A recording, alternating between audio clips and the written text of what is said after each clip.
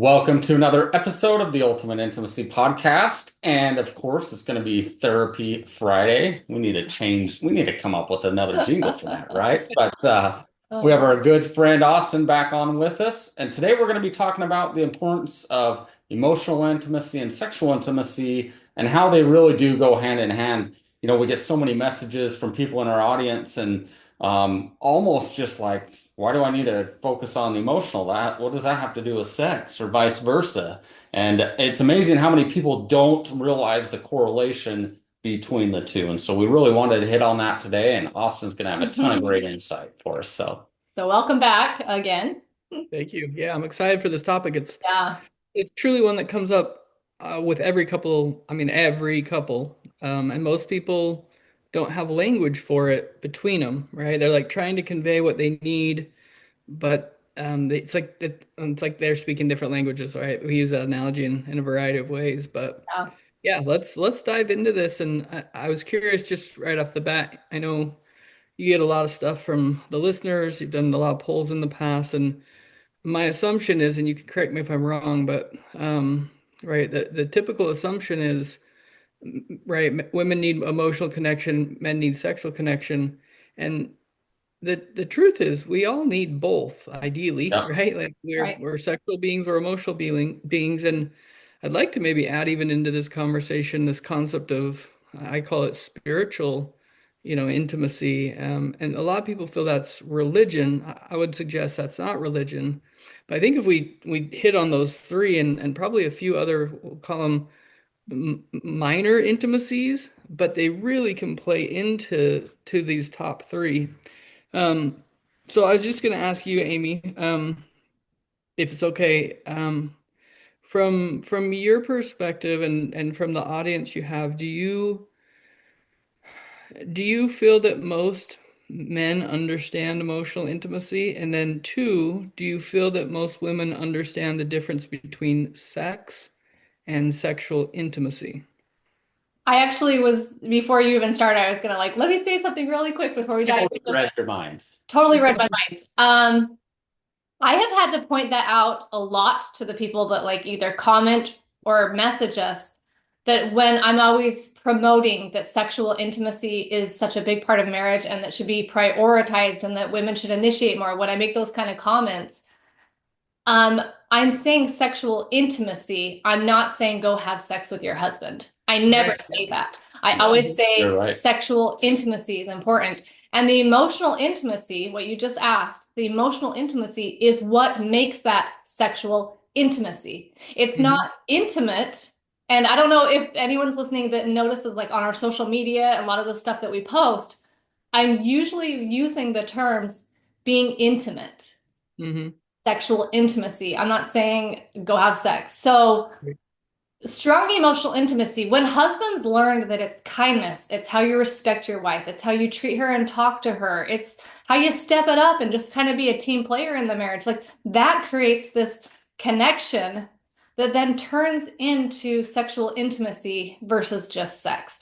And Right. it's so interesting because so many husbands, or well, so many wives are like, he just wants sex. Well, no, because men, like you just said, they want it to be intimate too. Right. I mean, Right. we asked thousands of men, right? Like, what do you Yeah. want? Every comment that we got was, I want her to want it. I want her to want me. I want to feel desired. I want it to be connecting. I want her to enjoy it. Right. You cannot, I mean, you can enjoy sex just physically, but to really enjoy the intimate part of it, you've got to have that deeper connection outside of the bedroom, right? And that's what we talk Totally. about, on every podcast, on Well, every post, how important it is to understand that. And Nick has taught me over 20, almost 24 years of I marriage. taught you something. Yeah. You Once taught in a me, while, Nick. you taught me how sensitive and loving and caring and emotional men really are. And Yeah. that sex is not just some arousal thing and get off kind of thing. It's this beautiful experience that you want to have with your wife, and that comes from you feeling emotionally connected too. And that might look in different ways. Our emotional connection we might need different things, but like you said, in the big picture, we both want so Well, much of the same things. Well, and what's amazing, and we talk about this all the time too, is let's just say a low desire spouse or for a lot of our Mhm. audience, the wife, right? Mhm. They're like, my husband won't provide any emotional intimacy, and they've completely cut him off. Where in reality, men need to feel loved before they're going to feel safe enough to provide the emotional intimacy to their spouse. And so, kind of one of those catch 22s, Mhm. right? Wife's like, Stand. I'm not getting the emotional intimacy that I want, therefore I'm cutting him off. And the husband's like, that's how I express emotionally that I love you. And Right. we've seen this in our own relationship during periods of times, but I can tell you right now that 100% of the time, well, not 100, I shouldn't say 100, but 99% of the time, if a couple is having good intimacy, the husband's going to be so much better Sexual intimacy. sexual intimacy. The husband's going to be most likely providing most, if not all, the emotional needs for his Right. wife. Or he's more open to Yeah. figuring what she needs and what she wants and to provide that. Yeah. Right. And this is what's really interesting. When I sit down with couples, a lot of times I ask, like, help me just understand, like, how'd you meet? How'd you get together? And we keep it brief, but sometimes I go back and I say, hey, did you guys get married without like ever talking and letting each other know who you are? Right? It's like, no. And it's interesting because very frequently I'll have a spouse say like, well, yeah, when we were dating, like we'd have all these long conversations and we'd stay up late and we still had to get up early and it was like this excitement of like the conversation. And they're like, well, now they don't do it anymore. And I'll ask, like, what else was there with that, right? Those nice conversations or whatever. Oh, like then we were making out for 2 hours, or it's like, okay, there's two things happening here that play into the connection. And so this concept of intimacy, I may have shared this before, but when you slow that down and you listen to how it's pronounced, it's into me see. I'm letting you in to me, right? Into who I am. And so the concept of emotional intimacy is this is how I feel. This is even the way I think. We call this intellectual intimacy. This is the way I think about the world. This is the way I feel about things. This is my hopes, my dreams, right? I'm gonna let you into that, and will you let me into that? That's vulnerable. When you look at sexual intimacy, a lot of times people are being sexual, physical, with no like intimacy. It's like body to body. I remember training as a sex therapist, and one of the things they taught us was when you're gauging like couple satisfaction and trying to get a hold of like where their intimate lives are. Yeah. There's two things that are really important that I think are valuable for couples to know. One is whenever you're doing anything healing in the sexual realm, even like erectile dysfunction or what like physical stuff, the path to healing it is all emotionally based. That's one thing that's valuable to know because it's you can't really separate sex from emotion. So even when we talk about like, oh, we're having this physical sex, what's happening emotionally for a lot of men is they feel rejected. Hmm. Yeah, I am being sexual with you while you're not present emotionally. That's not the man disconnecting emotionally. That's the woman not bringing emotional intimacy. It's like I'll bring my body. I'm not going to be here with you. For women, similar thing in that scenario. She's not benefiting from emotional intimacy either, right? She's there physically, often also feeling a negative emotion of I don't really want to be here. I'm here, or let's get this over with, or whatever. Like, or even she's Yeah. even super loving. She's like, hey, you know what? I don't really want to get into it, but I can be here for you. There's still emotions around that, right? So we can't really pretend that sex is non-emotional. I'm even going to say this when I work with couples with affairs. People will sometimes say it's just sex, it wasn't emotional. You may not have had an emotional bond, but you were taking your emotions. Maybe your emotions were, any number of things, sadness, depression, right? You're taking that Yeah. emotion Mhm. to sex Closeness. Mhm. to have it, remedied. And so that's one thing we want to be aware of is sex is always emotional, even if it's just physical. And then the other thing I was going to share when I was in school, kind of going through the sex therapy training, one of the pieces that really stood out to me was when you're working with a couple, when you're helping them try to repair, on a sexual level, it's very important in the assessment phase to try to understand um, what type of like what type of experience do they want? Do they want passion? Do they want gentle? Do they want what, right, whatever? Yeah. And Right. truly, a lot of couples don't know that about each other. And so when I start to ask questions in front of each other, it's like the first time they've been like, "Oh, I didn't know that about you," Yeah. because lots of couples can't even talk about sex, even if they're having sex.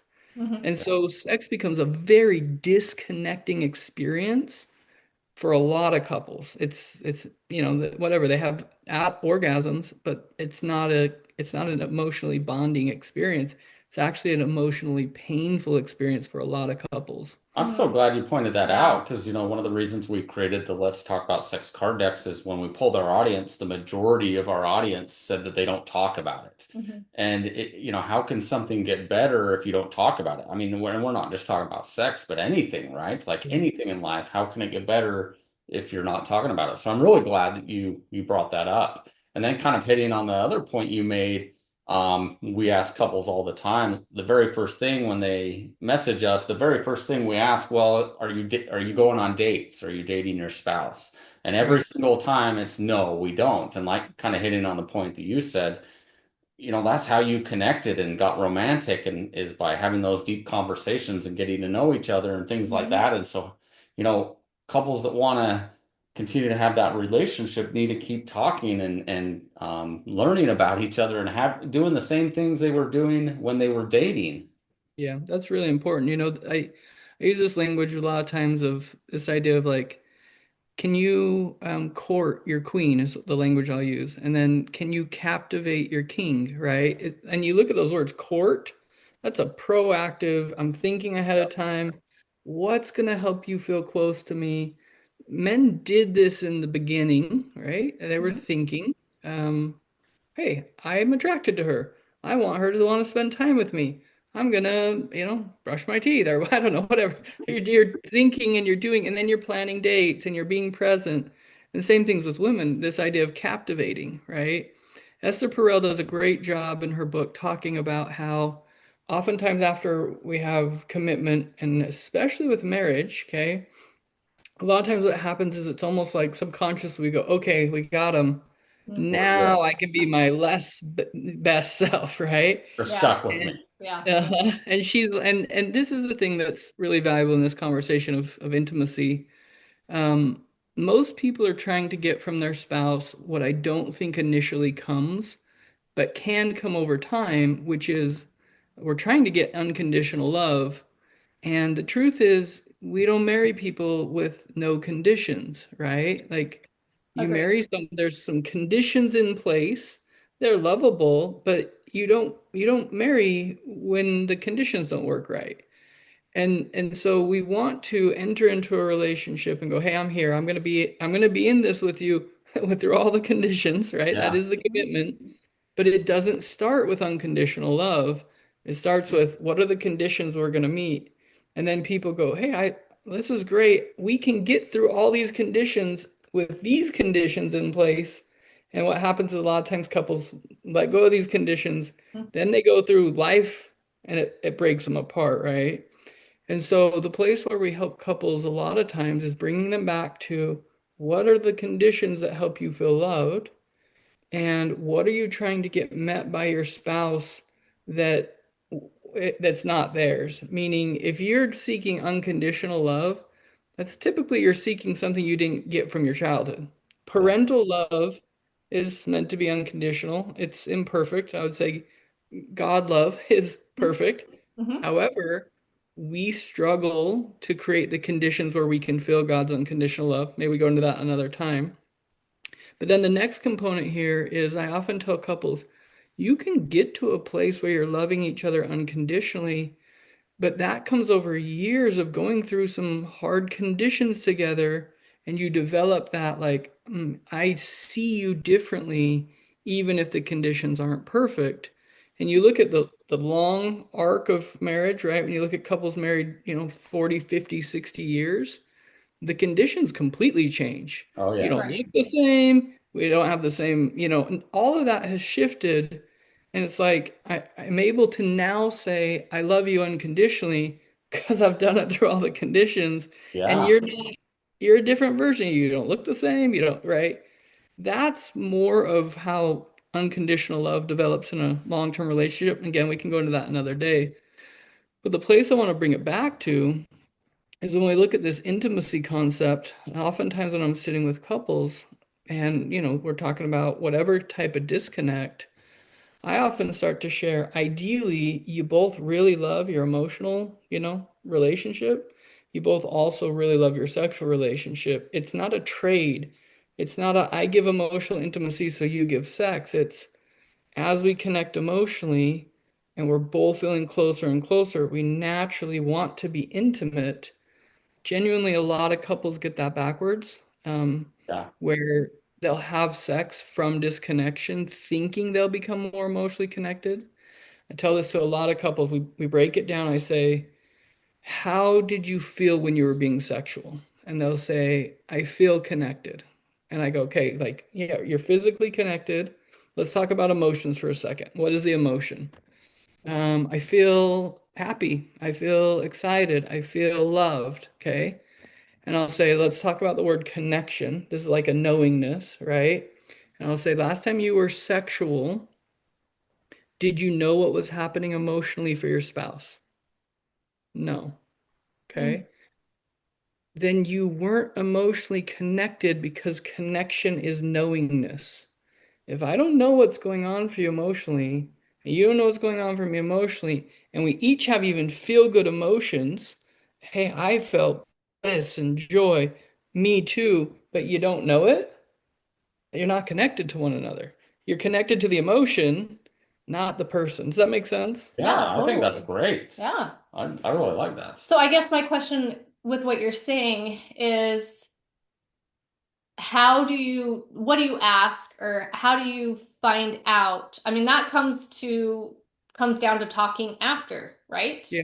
That comes And I would down to even, the yeah, quote after play, like, how do you feel? Like, let's share right. some feelings right now, right? I would say even ideally that's happening, like if we're talking love making, right? It's happening during.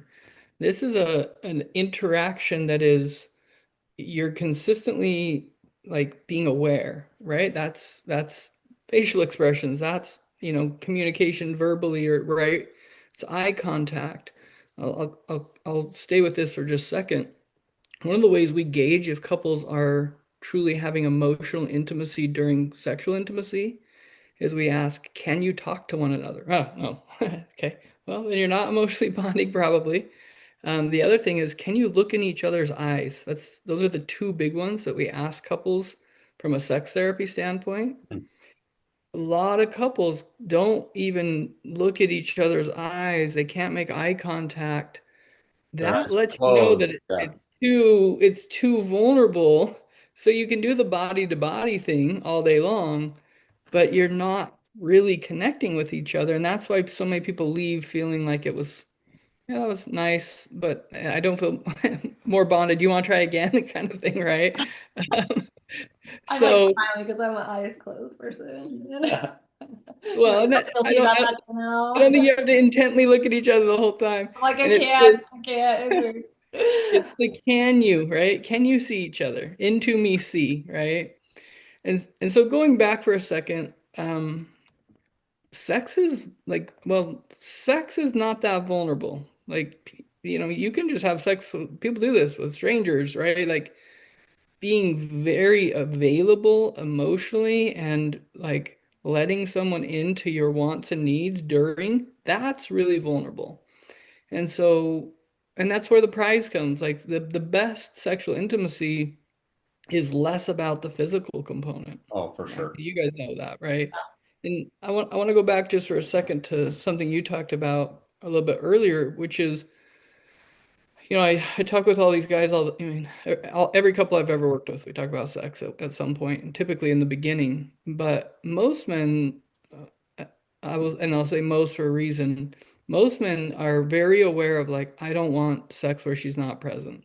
Mhm. Sometimes I will quote unquote take it. I'll better a Yeah. little bit than nothing because and the way that I help them kind of decipher what's happening emotionally is it's like you're being sexual, numbing that you're being rejected with intimacy while you're being sexual. And guys are like, for sure. Yep. And I think what happens too is, we've heard this from many people as well, is when a guy is making love to his wife, knowing that she doesn't want it, I think it's normal for a guy to feel guilty too, like he's doing something wrong. Like I know she doesn't want it. Right. Therefore, how can we do this, what's supposed to be an amazing thing? In fact, we had someone just write us in and say, hey, my husband and I just got in a fight earlier over, sex, and he's basically telling me he doesn't want to have sex with me anymore because he knows I don't want it. And he Mhm. doesn't feel desired, and he's like, I don't want to have sex with you if you don't want to, if you don't love me or into me. And I Right. think, I just wanted to point Yeah. that out, that like, for so many women think, oh, he just wants sex. It's just about, getting off. But and we state this all the time. I can't state clearly enough from a husband's point of view that it is the sex part is so little. It's so Right. much more than that. I think Yeah. that women understand that. I think most women understand it. The problem is that we're wired so differently and we have so many tabs open and Right. so many things we're thinking about, and our body completely reacts in a different way. So if he's beyond stress, he's like, let's make love. If I'm beyond stress, I'm like, that is the bottom of my list, Right. right? Like Right. I've got the kids stuff and I've got like a lot of people are like the house is a wreck or and then we also have this like, well, this didn't get done and this didn't get done. And I felt like I was doing this alone. And then I had to go do this, this, and this. And you were on your phone. Like we have a Right. lot of issues in our women brain that are just like, turn off, turn off, turn off, which I'm not saying is fair. I'm not, Sure. it sucks. Do you know what I Right. mean? Sure. But we're just completely different where he's like, let's go make love. And the wife is like, dude, I got stuff to do. Like this is not the top thing on my mind. And so I think Right. what we have to realize is that yeah, it's emotional for him too. But then we get all the husbands are like, what? She has this big fat checklist that I have to pass Right. off before she'll be intimate with me. But that's the Yeah. problem, right? That's a lot of people's Yeah. problem. And he's like, it's so unreachable, so Right. unreachable. It's never going to happen. And if she does do it, she's thinking about something else. And it's like, Right. sorry, Yeah. but we have to learn. This is where the vulnerability comes in that emotional connection. Like, what is stressing you out? What can I Right. help you do to take care of the house so that you can like concentrate? Mhm. How do I be Right. a better dad tonight so that you feel like I'm that real team player? Like Right. Nick can tell when I'm stressed. He's like, I'll take care of dinner Sure. tonight. Right. Like, okay, that takes You're a lot after me. This is a lot of the problem too. It's not that we don't always understand that it's emotional. It's like our brains are wired so right. differently that we do kind of have this checklist, not saying it's okay? Right. Yeah, I mean, you're touching on some deeper things, and I'll keep them light here, because it's different for every couple, and a lot of this is unconscious. Like Hmm. when we fall in love, there is so much happening that we're unaware of. Like, and this changes even with generations. Like, so the further back you go, I mean, then we have data like you can look this up. Like when you go back to like 1920s, 1930s, you have wartime type stuff, and like the world is in different, chaos. When you ask a man and a woman why they get married, okay, I'm not married, why do you want to get married? Love was like seven on the list for most women. Yeah. Mhm. So they're thinking about, right, hey, let's go even further back. Well, I wasn't able to learn how to read. I can't work. I can't provide for myself. You're not necessarily thinking, hey, where's a guy to fall in love with? You're going, where's a guy that I can survive with? Security. Yeah. Obviously, that's not the ideal, and we've progressed in many ways. But this unconscious thing is under the surface for a lot of, I mean, every couple. And then you're bumping into that. And there's kind of these, unknown even expectations that are being met in dating that you're not even aware you have there because they're being met, right? Then you get married and like, hey, where'd you go? You're meeting all my needs. It's like, well, I didn't know that. So the place I want to go with this, when going back to one of the things you talked about just a minute ago, Amy, is there's these unconscious things happening, and then the mind is running. That's unconscious. That's busyness, Right. right? For sure. And when I work with men, that they consciously know I don't want a non-present spouse. On the flip side, I hear from a lot of women, he's just not present. He's not present in the home. He's not right. And so he shows up physically in the home. He might go through the motions of helping some stuff, but he's not checked in. Then they go to the bedroom. She's not present. She might be there physically, right?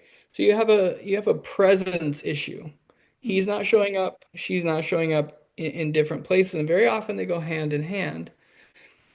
I will tell you, and a lot of women don't love this, but like this is just we men are built this way. I mean, it's not bad. It's not like this is a thing for us. Like most men, if they can have like real love making, like couple times a week, like she's present, she's into it, she wants it, she's willing to take whatever she needs, a half hour before to like get herself in the right place. She's willing to communicate, hey, can we just knock these three things off the list and then I will be fully present? I will tell you, women, if you'll show up for that too, especially three or four if you want, that dude will jump tall buildings for you. Yeah. Like I could totally he agree. will meet every need you can ever imagine, and you won't even probably have to ask. It's not about an orgasm for a man. I mean, You are it's not. 100% spot on. Yep. 100% Yep. spot on. Nope. Most men truly, as they like can trust that she's going to be present and like he can see her smile and a lot of men the most valuable part is I want to please you. So when a woman's like I don't want anything for me, like right off the bat a man's going I'm trying to bring my whole self to you to give you pleasure and you want nothing to do with me, okay? Yeah. That sinks a man. He's like, okay, I'll take my 8 second orgasm and right, whatever. Yeah. But if we can show up for each other inside the bedroom and outside the bedroom, and men, we can have this flip conversation. Hey, she wants your presence. Show up happy, show up alive, show up interested, be curious. The challenge is a lot of men will put in, and I don't want to make a trade thing here, okay? Right. A lot of men will put in quite a bit of time, okay? I'm doing this for the family. I will tell you, I've met with lots and lots of men, and I've seen this. It's like, hey, if you're not living with your wife and your children, like what type of money are you necessarily trying to make? And they're like, well, it's pretty simple. I just, like I'll live by my like they don't need as much, right? So a lot Yeah, of men feel for like sure. I'm pouring into career more than necessary to take care of all of this. And I'm coming home, I'm trying to be present. And they're like, I'm trying to give this amount of energy. And I recognize women are doing a ton of stuff too. A lot of them are working as well. A lot of them are doing a majority of the house stuff, if we're honest, okay? So I'm not trying to make a battle between it. What I'm trying to get to is if the two of you can look intentionally and go, I want to meet your emotional needs and sexual needs, wife. I want to meet your emotional needs and your sexual needs. And then you go, what are they? And they're not going to be the same. Most men will, men are over here this time. Most men like feel the most connected through sex. Like that is data. That is how our brains work. We feel the most connected through sex. We also feel the most rejected through sex. Okay. Mhm. It's not about intercourse. It's not about lingerie. It's not about Yep. orgasm. Okay.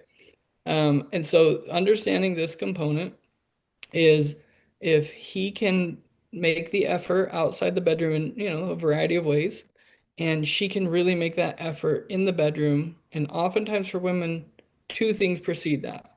One is I got to get in tune with myself.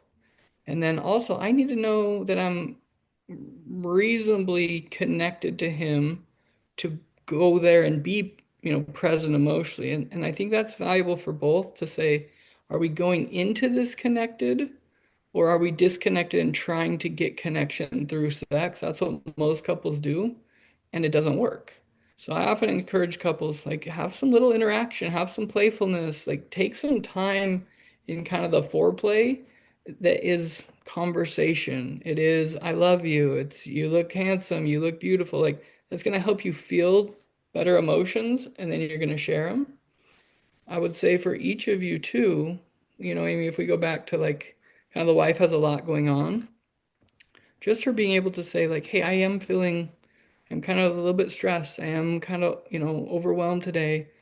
Um, and even giving an option, like if you could do this, I can go, whatever. I can go take a hot bath and kind of clear my mind so I can be present. Or if we can knock this out tonight, I can really show up tomorrow. What would you prefer, right? And for Amanda, then he's going, okay, I can have sex tonight, or I can have sexual intimacy tomorrow. Most men will say, I can.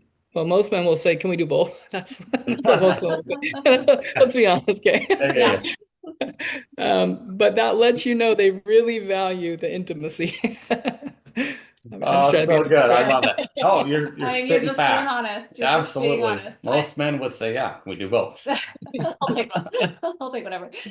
I feel like we have to like do a part two to this because I feel like there's so much to talk about. Yeah, Oh, we absolutely. You know should. what I mean? I mean, I think we could just keep going and going, going. I'd love to talk about, okay, like it's for the women out there that are higher drive that are listening and they're just like, wait, what? You know what I mean? That's a whole nother topic. We get that. We'll make another, we've kind of talked about that before in a different episode. Um, the mental list, like not being present because of our mental list. That's a whole nother conversation. What you just barely got done saying, I'll take about like that rejection. That's a whole nother conversation. Like there's a lot of I places feel we can go with this, but I think it's what it comes down to me is understanding each other and trying to be present. I can 100% vouch testimony right here that the reason our marriage is at the place that it's at is because there are so many nights where I'm like, I'm not in the mood. This is the last thing I'm thinking about. I have 100 things on my mind, but I choose to be present instead Right. for him a couple times a week. I'm not always perfect at it. Sometimes he's like, "You're not in it tonight." Like yes, I will be honest. Like that happens a lot. sure. And I think But that's I most try couples. very hard in our marriage to just be like, tonight isn't about me. I am tired. I am stressed. But if you listen to our podcast episode last, I think it was the last one, we did 10 reasons why orgasms are so good for you, and they were health reasons. Okay, Right. so try to come out of your, the women that do struggle with wanting to be intimate, and the emotional intimacy is already strong. Okay, we've already talked about like when the emotional intimacy in the marriage is strong, there are other benefits to it. And when you can take yourself out of my house needs to be perfect, everything needs to be done, like try to learn how to close those tabs. If you have anxiety, depression, all those little pieces, like how can I get the help that I need so that I can still put my marriage first? And this is Right. important to him, so it needs to be important to me. And that's what Yeah. it comes down to is unselfishness in marriage. If something Right. is important to him, it's not that it's like, oh, it has to be at the top of my list. No, it's called I need to either talk about it with him, learn how to enjoy it, figure out myself, figure out what's going with myself, figure out how to close my tabs so that I can be present for him, even if it's not the top of my list. Like that's how marriage works, right? Because Right. I can promise you, guys aren't like, oh, I can't wait to go plan this big date, or I can't wait to stop at the store and spend money on flowers that I don't care about. Those kind of things. Like, we Right. both have to do things in our marriage that aren't always at the top of our list, right? Right. And what one of the things you're touching on, this is where when we get into healing, right? We're talking a lot of like what doesn't work. When we're getting into healing, a lot of what we're talking with couples is you're no longer looking at you and you're looking at what makes this work. I Mhm. tell Exactly. couples all the time. I mean, this is a kind of first, if we're going to work together thing, I will say, you're not my client and you're not my client. Your relationship is the client. And you're telling me you want a healthy relationship. That probably means, truthfully, some healing for both of you and some growth for both of you. I'll often say, this version of each of you cannot create that. That's why it's not working. This version of you, with a little more intention, probably a little more knowledge and skill, and a reprioritizing of love, not just marriage, those two people can have this. And when you have this, everything's better, right? Everything's better. And most couples don't know how to get there, truthfully. And so I do want to wrap this up. I do think we should do a part two, but I think this last piece here of understanding that the emotional bond is both of yours. The sexual bond is both of yours. And we get this thing of this sex is for him, emotions for her. That's not how it's meant to be. So I see this in the progression of people. Let's just take the common, which is higher desires often men, lower desires often women. Okay. Probably we should go into this too. There's a reason that I would say 99% of people don't know why they're high desire, low desire. Okay. There's a reason for that, and it's emotionally based. Okay. When the emotions are resolved, people are sexual, people are emotional. Okay. So you do get these dynamics in couples where it's high desire, low desire. And oftentimes one person is having to do some real work to like manage that down. And right, that's avoiding temptation. That's trying not to, have, pornography in your life or, tempted with other things. And that's, they're like, I feel constant desire to be intimate with you. I want to be close to you. That's challenging. The other challenging part is when this person is like, I kind of never feel it. Okay. And because these person is having, like, I'm compelled, that's a constant work. Hmm. Okay. I'm constantly taming this. Okay. And on the flip side, they're going, I'm constantly doing work for our marriage. Can you kind of sometimes do the same work? It's intentional work. I know you don't feel it. I also don't feel it. And so what happens is I see people doing all this work. They're like, man, this is really hard for me to manage this desire to be close and intimate. And the other person's like, I don't want to Yeah. have sex with you, right?